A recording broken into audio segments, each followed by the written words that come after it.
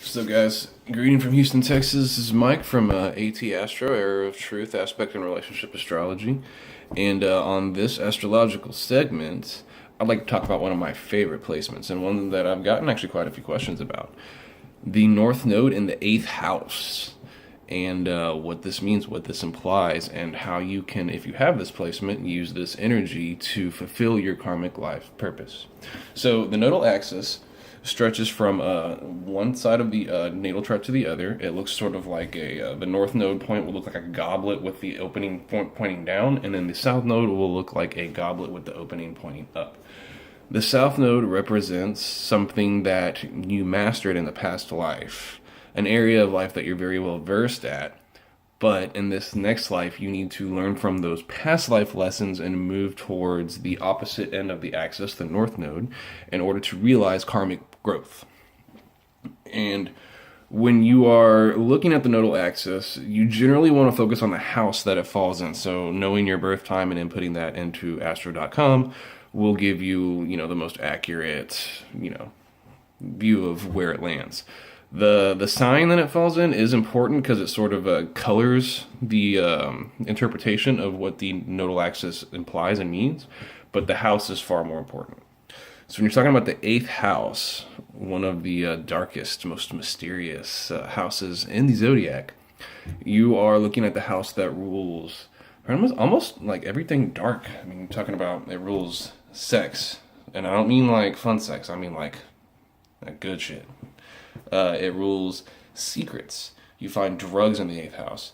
You find secrets in the 8th house. Not secrets that are kept from you, but secrets that you keep from others. You find cops, crime, taxes, shared resources. Basically, it's if you want to look at the progression of the houses through the chart, the 7th or the 5th relates to like dating and romance. The 7th relates to relationships and partnerships, the whole point up to getting married and deciding that, we're going to work together. And then the 8th house represents all the nitty gritty bullshit that happens after you get married. The secrets, the jealousy, the possessiveness, the potential obsessiveness, the lies. So if you go looking through Google or on the internet to figure out what the North Node in the 8th house means, you're going to get a lot of conflicting information, and it's mostly based on people's opinion of what it could mean based on their interpretation of what the 8th house implies. So you're going to see people telling you, or you're going to read things saying, oh, well, you need to work towards, getting married so you can get an inheritance from your husband, or you need to do something related to sex or the underworld, or no, it has nothing to do with that.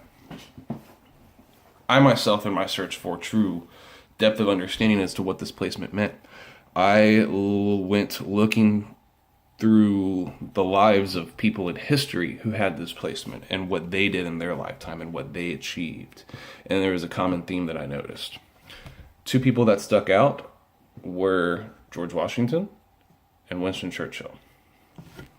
So the 2nd house relates to possessions that you have, things that you've gotten on your own. It's, the theme of the house is, I have. So generally, you're going to be an individual that is used to going out and getting what you need to support yourself on your own without the help of anybody, or getting it from just your circumstances, your environment, your family. So generally, people with this placement, they either come from a relatively wealthy family, and, inheritance tends to be a common theme with people that have this placement, or they're an individual that just over the course of their life has learned to use their own will to get what they need, and their strength and stubbornness and strength of purpose, just to amass material wealth, the things to sustain yourself.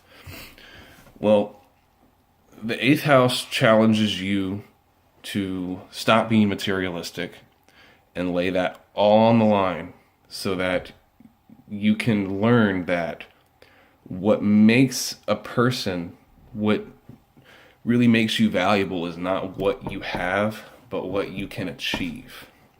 Let's take George Washington, for instance. Came from a wealthy family. His father was a landowner. He worked he was in the British Army. Before the Revolution, he owned Mount Vernon. He had slaves. He had inherited a great deal of money from his father. He had a working farm. I mean, he could have very easily just lived the rest of his life in comfort. He was an elected official in the colony of Virginia. I mean, he didn't really have to do much of anything. But whenever things started picking up for the revolution, he decided that there was something greater that he needed to achieve. Also, his North Node fell in Sagittarius, and Sagittarius would imply, like, striving for, greater ideals, greater, just new ideas. Not necessarily in an Aquarian sort of way, but just in a moralistic sort of way. And he put everything on the line. He donated all of his money to helping with the revolution. He signed his own death warrant by signing the Declaration of Independence. He basically put himself in a position to where is like, all this stuff that I have, all this money that I've amassed, it's not worth anything. He put it all on the line for something better. And using the second house skills, sheer will, determination, he was able to outlast the British at the Valley of at the Winter Valley Forge. He was able to cross, the Delaware River and, defeat the British at Trenton and Princeton. And he won the war. And he had to do this through working with others as well. I mean, he had to organize the resources of, the United States government and the Constitutional Congress and work with others so that he could achieve something greater than what he had had before. The big lesson about this placement is, what are you willing to do to get something better? How much are you willing to put on the line? What are you willing to live like nobody will to do what nobody can? And it's a powerful placement. It really is. If you can really embrace those qualities. And it's not an easy placement to have. Winston Churchill was the same. He came from an aristocratic family. He had, position within Parliament. He was the, what's called, Vice Lord Admiral of the Admiralty in the British Navy. He had position. He had wealth. He didn't really need to do much. But when World War II broke out and Neville Chamberlain, the Prime Minister at the time, wasn't able to meet the challenge of the growing threat of the Germans, everything sort of fell into his lap. He was nominated Prime Minister. He had to basically make a decision, or he had to put himself in a spot. It was like, look, it's do or die. You've got to organize the resources of your country. You've got to work with whoever you can. And if you don't succeed, you will die. It's that like the 8th house is that intense. It is life or death, or at least it can feel that way. So basically the 8th house, it challenges you to burn your bridges and to pick a direction and move forward and put yourself in a spot where it's like, I'm going to do this.